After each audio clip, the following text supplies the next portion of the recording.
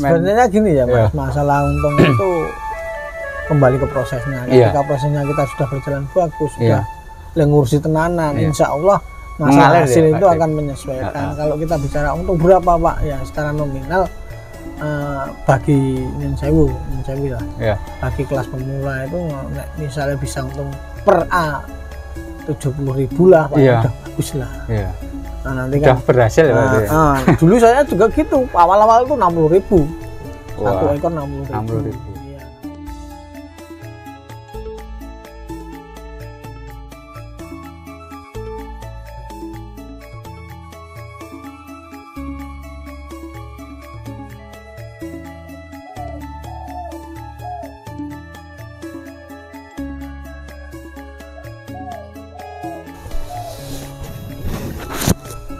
Sugeng siang Pak Eko, maaf mengganggu waktunya. Ini saya itu berapa hari itu dilema Pak di Gram Keluarga, butuh gawean Pak, cari kerjaan kesana kemari, ngelamar rat ditompo. Nah saya tuh teringat Pak Eko. Pak Eko itu sukses dalam beternak domba, terutama penggemukan. Nah ini saya disuruh bapak saya tuh untuk belajar ke panjenengan nih. Nah apa yang harus saya lakukan Pak Eko? Pertama mau penggemukan ini. Ya Mas, nek sinau wedhus itu sebenarnya gampang-gampang susah. Susah piye Pak? Gampang-gampang susah itu gini. Nek waton ngingu ngono ya iso. Iya. Siapa saja bisa waton ngingu nggih. Nah kendalanya kan beberapa faktor, ada cuaca, ada faktor X yang lainnya. Nah misalnya mau lari ke whitening yang seperti yang saya utarakan yang kemarin-kemarin, kalau whitening itu kan permasalahannya itu sangat kompleks sekali. Ada yang dari bibit, ada yang dari kondisi kandang yang kurang sehat, itu juga bisa mempengaruhi produktivitas daging kurang baik. Nah, sesuai dengan apa yang saya pelajari waktu dulu di tempat teman saya itu, whitening itu ada beberapa faktor. Yang satu faktor bibit, faktor pakan, faktor kandang, dan faktor perawatan. Itu harus saling mendukung ya. Harus saling mendukung. Untuk masalah whitening mau jumlah berapa itu sebenarnya untuk pemula itu ya paling enggak ya minimal kita melihara ya kalau bisa yang sekitar 40-an lah. Wah 40 ya? Iya paling enggak. Kalau kita melihara. Kenapa 40 Pak? Nah kenapa 40? Karena oke ya udahlah ya oke. Seperti yang saya alami ya Mas. Iya. Seperti yang saya alami. Kalau kita itu cuma melihara 20. Ini realita ya? Nah, iya saya bicarakan yang realita, yang apa yang saya alami, apa yang saya hadapi kesehariannya waktu pemula dulu, waktu apa maksudnya belajar dulu awal-awal saya memelihara. Itu ketika saya itu memeliharanya sekitar 20 ya. 20 itu ada errornya 2. Itu wassalam. Cetok bangkrut. Gitu. Nah, sekarang kalau kita itu pemula per domba itu cuman laba 70.000. 70.000 sudah mati 2. Nah, habis. Keuntungan kita habis cuman untung di kotorannya saja gitu loh. Mengapa saya bilang 40? Karena hitung-hitungan saya di 40 itu ada titik amannya lah. Paling enggak kan kita mati ya yang jujur aja ya. Kita bicarakan kita ada yang mati 2 itu masih aman lah. Masih aman ya. Nah, soalnya kita kan ngingu barang urip Mas. Barang urip itu kendalanya ya loro, banter-banter ya. Sampai fatalnya ya mati. Itu pasti lumrah. Saya aja kemarin masuk bibit berapa itu ya 80-an itu mati 1. Jadi saya itu bicaranya yang penting pahitnya lah. Pahitnya dulu ya. Jangan berpandangan pahit sukses gini. Kita tanyakan dulu aja. Keluh kesah iki opo, susah iki opo gitu. Soalnya kita bicara manisnya sesuai dengan apa ya standar proses, standar kita ngikuti alurnya, prosesnya. Lama-lama juga akan berpengalaman. Karena di satu kandang satu dengan kandang yang lainnya itu permasalahannya juga lain-lain gitu loh. Berarti bibitnya seperti apa yang dibutuhkan? Masalah bibit ya Mas, kalau bibit sekarang saya memasukkan ke fattening itu bibit ideal lah. Idealnya seperti Ideal, apa Pak? ideal itu bibit sekitar berat 11 sampai dengan maksimal 15 lah. 15. Itu saya bicara bibit ideal karena apa? J. Saya dulu pernah mencoba ya. Ini kalau pengalaman saya. Ya. Ini bobot sekian, ini bobot sekian, ini bobot sekian lah. Kenaikan paling bagus itu di bobot yang ideal tadi. Saya bicara bobot ideal itu. Tapi kalau di kandang lain juga ada yang saya senengnya yang di bawah 10. Nah, itu juga ada. Tapi saya pribadi saya seneng bobot antara 11 sampai dengan 15. Fisiknya bagaimana? Masalah fisik ya bibit yang bagus ya yang jelas sehat. Yang jelas sehat ya untuk diturunkan dari pickup itu nggak keletrak-keletrak lah. Nah, itu kan jadi riwayatnya belinya juga harus tahu ya Pak? Nah, kalau masalah riwayat belinya itu kita juga nggak bisa tahu ya Mas, karena kita kan mengandalkan supplier. Kalau mengandalkan supplier itu ya apa yang datang, stok yang datang kita pelihara terima. Kalau yang dulu itu pernah gini, saya nggak seneng ya tak naikkan ke pickupnya lagi. Nah itu sekarang nggak bisa.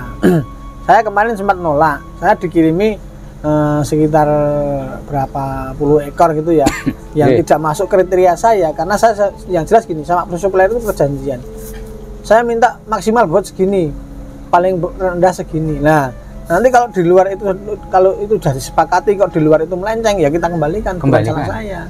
Kemarin saya mengembalikan beberapa ekor itu karena apa? Beratnya sudah 20-an. 20. Ya 20-an itu kalau buat fattening bagi saya memang aneh akeh 20 itu. Kalau 5% dari bobot hidup kan ya caranya kan gitu. Nek fattening itu ada yang seneng 1 meter, sininya 2 meter, itu ada. Panjangnya 2 meter, lebarnya 1 meter. Nah, ada yang senengnya 1 meter persegi, itu juga ada. Kayak sistem baterai itu kan cuma satu-satu toh. Di logika itu fungsinya untuk apa? Untuk gini, menekan gerakan. Iya, yang jelas gini. Nek saya pribadi itu seneng sing cilik tapi ruang geraknya kan sempit toh. Dengan harapan saya itu dia makan, minum, tidur, nggak pelayon-pelayon gitu. Kemarin kan ada komentar. Nah, itu pintunya lewat mana? Nah, itu diangkat. Iya, kan cuman pendek toh, 80-an. Iya. Kalau berat panen kan sekitar cuman 20-an kilo lah, 18-20 kan nggak apa-apa. Itu kan bobot kemarin, bobot masuk kan rata-rata kan 12-an kilo ya. 12-an kilo asumsi kita naik 7 kilo kan. 7 kilo ya. Nah, itu jangka waktu berapa bulan? Ya sekitar paling enggak 40 hari lah. 40 hari sudah bisa panen toh. Bisa panen. Ketika semua persyaratan sudah memenuhi ya Mas. Yang jelas standar SOP fattening itu dijalankan, ya insya Allah ya keberhasilan itu akan ada. Yang jelas semua butuh proses yang jelas. Ya. Kalau dari atapnya pakai genteng atau pakai? Kalau punya saya pakai asbes. Ya pakai asbes karena ini pakai asbes semua. Iya karena pakai asbes semua. Dan cepat pembuatannya. Ya cepat pembuatannya yang jelas. Ya rada panas. Yang bagus itu saya jajanannya gendeng, tapi gendeng kan ya prosesnya juga lama. Kelamaan ya. Iya, prosesnya lama. Nah untuk proses pemanenannya itu dengan biasanya jualnya berapa? Nek pemanenan ya Mas, kita sudah langganan sama jagal ya, sudah sama jagal. Ada beberapa jagal yang masuk sini, ada yang bakul sate juga langsung masuk sini juga langsung. Ada ya. Sudah ada yang ngambil ya Pak? Sudah ada yang ngambil, sudah saya ngambil. Sudah ada yang langganan. Ada langganan. Ketika sudah bobotnya sudah masuk, dagingnya sudah padat, sudah kencang itu nanti kita panggilkan jagal udah diambil. Berarti ngambil yang tidak hanya yang gemuk-gemuk tapi yang kurus-kurus digemukkan juga ya Pak? Iya, kalau yang kurus ya yang belum masuk ya di mesin disisihkan biar gemuk dulu, nanti gelombang kedua lah biasanya gitu. Soalnya kita misalnya miara 40 itu belum tentu semua itu bisa terambil. Karena kondisi domba kan masing-masing tuh, ada yang kondisinya bagus, ada yang kondisinya makannya kurang bagus ya, itu suatu tantangan bagi kita. Nah, untuk para manajemen peternak-peternak itu. Kesehatannya bagaimana? Untuk perawatan kesehatannya biasanya? Untuk masalah perawatan kesehatan kita sudah sedia obat ya, antara ada obat yang namanya antibiotik, vitamin, obat cacing itu kita sudah sedia. Iya. Nah, soalnya domba masuk itu 2 hari atau 3 hari kita waktu nyukur juga bisa, itu kita treatment yang sesuai dengan standarnya. Ada di treatment dulu ya? Iya, ada obat cacing, ada obat kulit, ada obat vitamin itu juga. Ya, iya. Penambah nafsu makan, yang jelas itu. Dimandiin nggak? Nah, sebenarnya paling bagus itu setelah dicukur sudah bersih, kita mandikan di atas kandang, kita mandikan. Itu setiap berapa hari atau? Nggak usah berapa hari, itu cuman waktu habis cukur aja. Habis cukur nah, aja. waktu kita kan pendek, pendek. Nggak jangka panjang. Berarti jenengan total ada berapa ekor, Pak? Nah, total sekarang paling sekitar 200-an ya, Pak. 200-an ya, itu antara penggemukan jantan dan penggemukan betina sama breeding itu totalnya paling baru 200-an lah. Kalau ngomong omset Pak De? Malah omset itu iya, omset mulai dari mana ya, mumet saya omset itu. Omset dari yang tidak seneng bergerak aja yang omset. Iya. Seneng, tapi yang jelaskan susah kalau omset itu ya. Nah, kalau masalah kandang itu ya lumayan banyak lah. Nah, Nek, tadi misalnya dari modal 40 ekor itu dengan 40 ekor itu untung penggemukannya berapa kira perkiraannya? Nah, ini paling seneng itu kalau ada yang datang ke sini paling seneng itu kalau menanyakan laba. Jarang ya kalau datang ke sini itu nanyakan, Pak susah piye ya Mas? Memelihara iki ono resikone piye? Takon sing susah-susah saiki sing untung, ora stres. Paling enak itu takon sing untung. Kene ya rada mumet. Nah, sebenarnya gini ya Mas, masalah untung itu kembali ke prosesnya. Ketika prosesnya kita sudah berjalan bagus, sudah ngurusi tenanan, insya Allah masalah hasil itu akan menyesuaikan. Kalau kita bicara untung berapa Pak, ya secara nominal bagi nyen sewu lah, bagi kelas pemula itu misalnya bisa untung per A 70.000 lah Pak, udah bagus lah. Nah, nanti kan berhasil ya berarti. Dulu saya juga gitu, awal-awal itu 60.000 satu ekor 60.000. Iya, udah bersih, potong makan. 40 hari itu? Ya 40-an hari. Per ekor.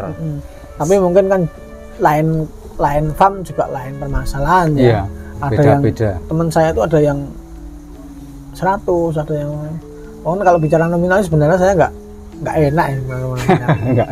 Ya toh. Tapi kalau apa ya dibilang untungnya berapa, labanya berapa itu ya wis.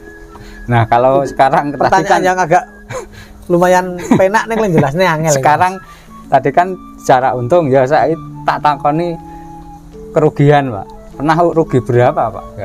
Saya pernah rugi paling besar itu awal Covid Mas. Awal Covid rugi besar? Awal Covid itu pandemi itu ruginya lumayan lah. Karena nek dinominalkan memang sekitar 25 kayaknya ada itu. 25. Itu karena apa? Karena apa Pak?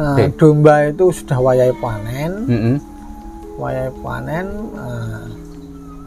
kita nggak bisa manen toh. Karena pandemi bingung jualnya. Permasalahan bingung menjualnya, kita kasih makan yang jelek mesti hasilnya juga nggak bagus. Kita masih kasih makan yang banyak yo remuk. Berarti itu pengaruh karena juga pandemi ya? Iya, pandemi kemarin memang tidak semua di sektor domba Mas. Mungkin di sektor yang lainnya juga banyak lah. Iya, hampir menyeluruh. Teman-teman kita di farm yang di ayam juga kayak gitu toh kemarin ada permasalahannya. Nah, ini sebelum nutup Pak De, sebelum saya nanti pulang kan bicara dengan Bapak, saya mau usaha penggemukan. Yang tadi apa saja Pak De bisa dirangkum untuk penggemukan? Pertama kali apa saya? Modalnya? Yang jelas untuk pertama saya modal berapa? Ya membuat farm itu ya. Membuat ternak itu kan kita juga harus siap dulu kandang. Iya, kandang. Kandang. Prediksi kita itu mau ngingu berapa? Monggo mau tunggu 30 ya monggo, tapi ada konsekuensinya ya. Kalau ngingu ming semene kuwi konsekuensinya ya tadi yang tadi ya. Nah, kalau ngingu semene nanti konsekuensinya kalau ketika ada errornya bisa nutup kan gitu, semua ada resikonya. Nah misalnya jenengan mau melihara 30 ya buat kandang sesuai dengan ukuran, sesuai dengan kapasitas. Syukur ada kandang yang namanya kandang karantina. Ketika ada yang rewel itu kita karantina, kita sisihkan, kita kasih makan yang rumput dulu, kita kasih perawatan yang khusus Pak. Kandang karantina itu harus ada. Setelah kandang selesai, mungkin ukuran kandang bisa jiplak di sini ya, ketinggian berapa, ini berapa, monggo nanti kita ukur bersama-sama. Kalau tadi ketinggiannya tempat jenengan berapa? Nek ketinggian saya yang whitening betina itu 1 meter tinggi. 1 meter. Iya. Panjang. Panjang tempat saya itu tak buat 1 meter persegi. Per kotak 1 meter. 1 meter persegi itu nanti isi 4 lah. Kalau kecil-kecil bisa isi 5. Untuk minim biaya untuk kayu, pakai kayu nopo Pak? Kayu kalau bisa yang paling bawah ya yang dasar itu. Dasarnya nopo?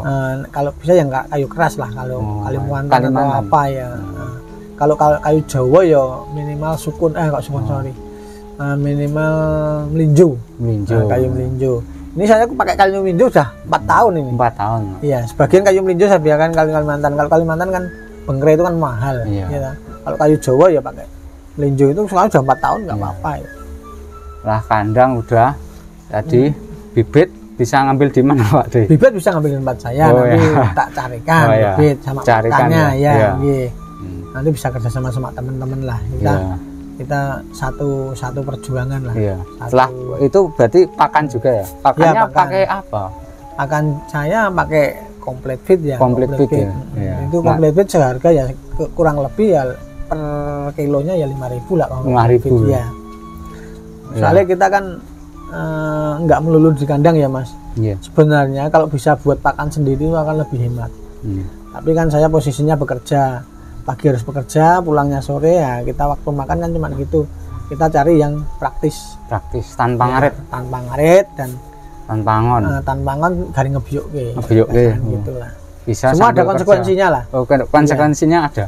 Konsekuensinya ada. Kita itu yang jelas beli complete feed kan otomatis mahal ya. Kalau kita ngeracik sendiri kan lebih kosnya juga bisa berkurang. Nggih, matur nuwun Pak Deko. Semoga ilmu ini bermanfaat buat saya sendiri juga buat teman-teman subscriber Char Farming. Di sini saya mendapatkan ilmu yang luar biasa dari panjenengan. Semoga di masa-masa yang masih pandemi ini mungkin tidak mudah ya Pak De untuk setiap sektor usaha, tapi kita bisa berjuang bersama, tetap semangat untuk peternak di Indonesia dan para petani tetap semangat. Sampai jumpa di kesempatan yang lain.